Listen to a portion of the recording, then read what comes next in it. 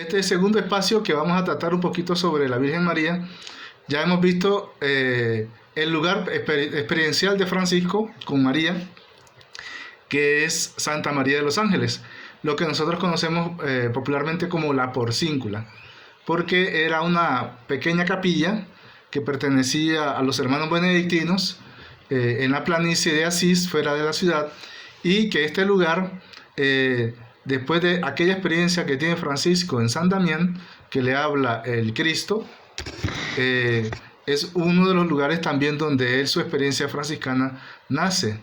De hecho, hace pocos años atrás, quizás unos 10 años más atrás, la orden sacó una geografía, ¿cómo decir? Una vida de santos franciscanos. Y la portada es la Porcíncula y dice muy hermosamente abajo: todos hemos nacido en ella. Por decir, todos hemos nacido del espíritu de Francisco que brotó de la capillita de San Damián, que es símbolo de la humildad, de servicio y de la pobreza, como los pilares franciscanos que hemos visto en los encuentros pasados.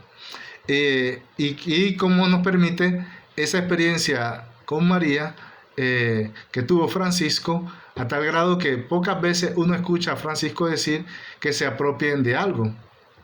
En particular de Santa María de los Ángeles le dijo Francisco que nunca dejaran que nadie lo sacara de allí.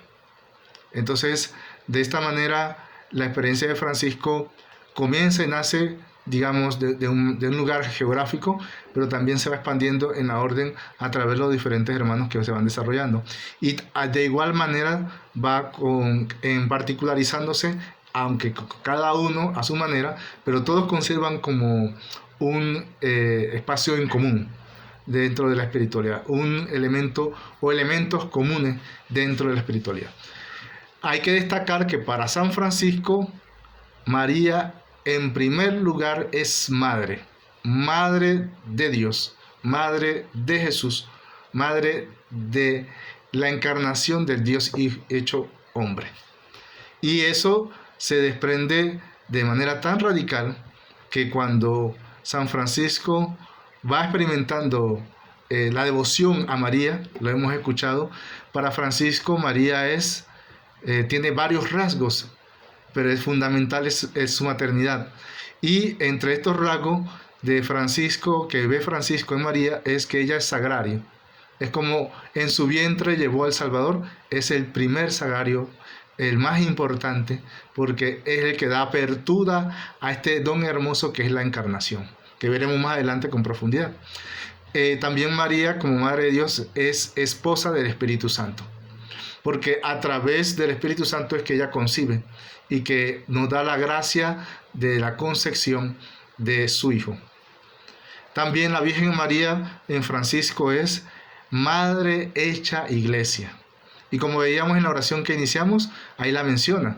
Por eso le decimos precisamente, para que nos diéramos cuenta que esa característica que va exaltando Francisco, las primeras que van destacándose son estos rasgos que vamos mencionando.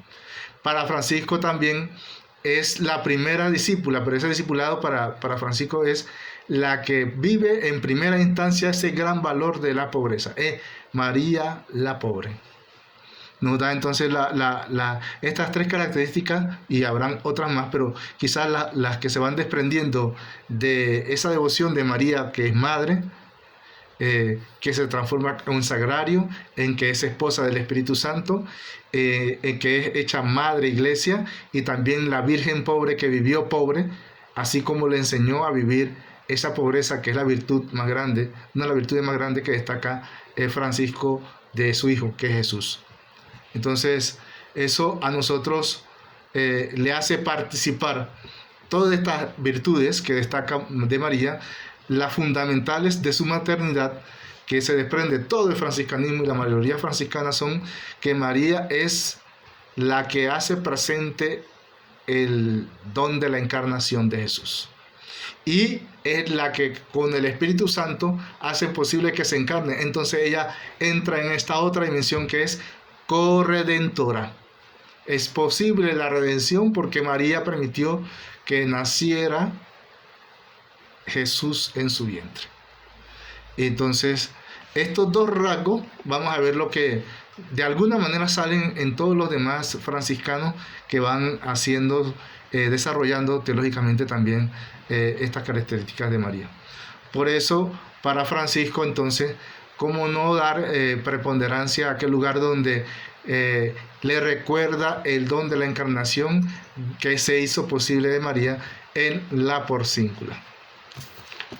Vamos a ver ahora a 4 frailes franciscanos que indiscutiblemente nos van a hablar de la Virgen María. Vamos a ver en primera instancia a San Buenaventura, vamos a ver también un poquito brevemente San Antonio, el beato Duns Scoto, que es muy importante para nosotros, y por último, cómo eso se desarrolla en una práctica cuando se dimensiona en la parte histórica donde yo vivo ese franciscanismo.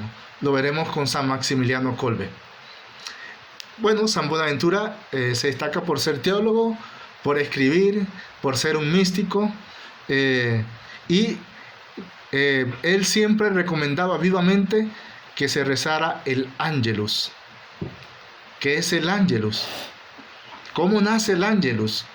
Bueno, cuentan que posiblemente cuando en 1218-19 Francisco fue a las cruzadas y fue hasta Egipto, en Damieta, cuando él tuvo la oportunidad de estar viviendo allá en unos días con el sultán Melek el Kamel, vio cómo los musulmanes rezaban en la mañana, al mediodía y en la tarde. Sonaba un cuerno y todos se disponían a orar. Entonces, al ver esos momentos especiales que cada quien oraba durante el día para recordar que tenemos que comunicarnos con Dios y estar con Dios para fortalecernos, Francisco, cuando regresó, nos mostró también cómo rezar brevemente a la Virgen María, al Ángelus. Y lo hacía justamente en ese momento que él aprendió, en la mañana, al mediodía y en la tarde, para que pudiéramos rezar a la Virgen María encomendándonos a ese don de la encarnación en los elementos que se van haciendo durante el Ángelus, que es una oración breve, pero también nos recuerda que continuamente la Virgen María se hace presente en nuestra vida, o debe hacerse presente en nuestra vida, para recordarnos el misterio de la salvación, que es la oración con la que cierra el Ángelus. En su obra vemos el espejo de la Virgen. Hay un pequeño oficio que hace también, donde menciona y está presente la Virgen María, e indiscutiblemente también en sus discursos teológicos marianos. San Antonio, que se dedicó más a la predicación, de él conservamos los sermones. Y entonces, para encontrar los sermones, sobre todo los sermones de las fiestas marianas, que se le hacen a la Virgen María. En todos esos sermones se destacan la alabanza de San Antonio, 3 virtudes. Para San Antonio, la Virgen María es la humilde, es también la Madre Virgen, y miren qué interesante, no deja de ser franciscano, es la Madre Pobre. Entonces, estas 3 características, la humildad tiene que ver para nosotros con la pobreza, la virginidad tiene también que ver cuando veamos el dogma de la Inmaculada, y la pobreza.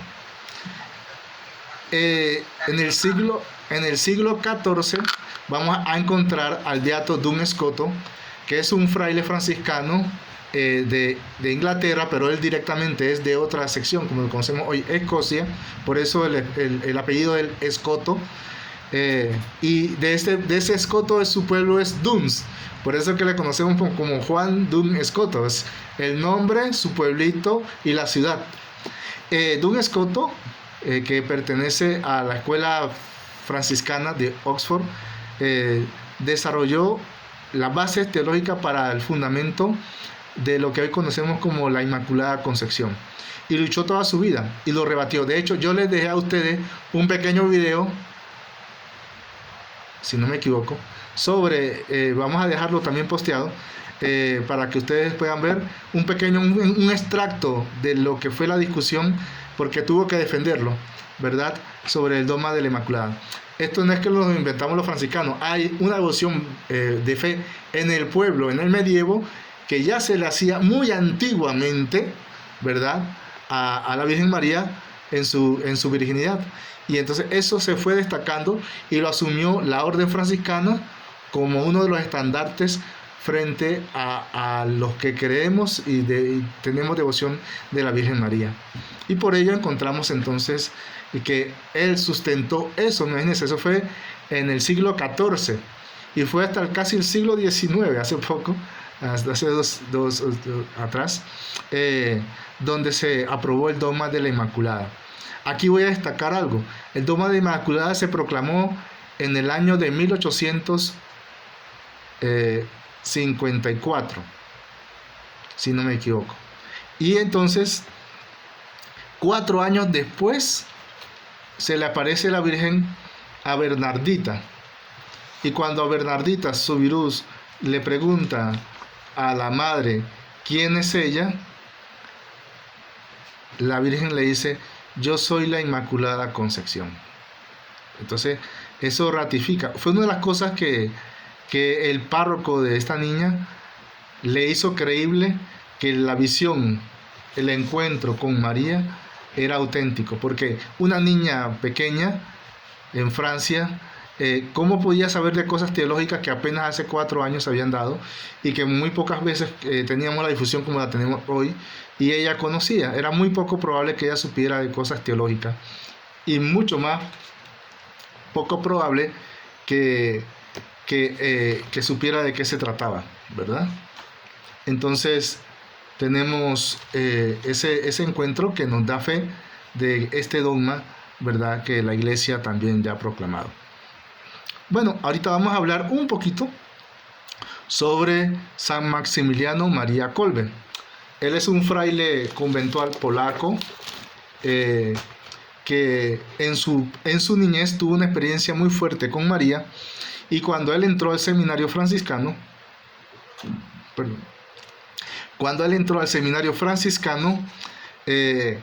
comenzó, antes de ordenarse, un movimiento de consagración a la Virgen María, a la que llamó la consagración a la Virgen María, que constituía la milicia de la Inmaculada. Él, después ya ordenado, pide a sus superiores que le permitan desarrollar una obra misionera. Y esta obra misionera comenzó prácticamente como una ciudad, ¿verdad?, a la que él llamaba la ciudad de la Inmaculada. En polaco se dice Niepokalanów. En ese lugar llegaron a haber más de 100 frailes dedicados a la imprenta de una revista que se llamaba El Caballero de la Inmaculada. Lo desarrolló a tal grado que, imagínense, vivían allí 100 frailes. Pero él no se quedó conforme con eso. Y él pretendía que también fundar, de hecho fue hasta Japón y fundó otra ciudad de la Inmaculada. El Jardín de la Inmaculada, como se llamó en Japón, tenía por nombre Mugensai no Sono. Y allí, cuando ya comenzó la misma ciudad como tal, él regresó. Bueno, en Japón, la revista que se llamaba El Caballero de la Inmaculada se llamaba Seibo no Kishi. Son datos así para compartirles, ¿verdad? Él regresó a Polonia y justamente cayó la Segunda Guerra Mundial, que fue, como ustedes ya conocen, ¿verdad?, el motivo por el cual él fue asesinado, ¿verdad?, en el campo de concentración de Auschwitz. Entonces, bueno, tenemos allí el ejemplo de cómo un fraile devoto a la Virgen María, con su experiencia personal de María, llega a realizar muchas grandes obras.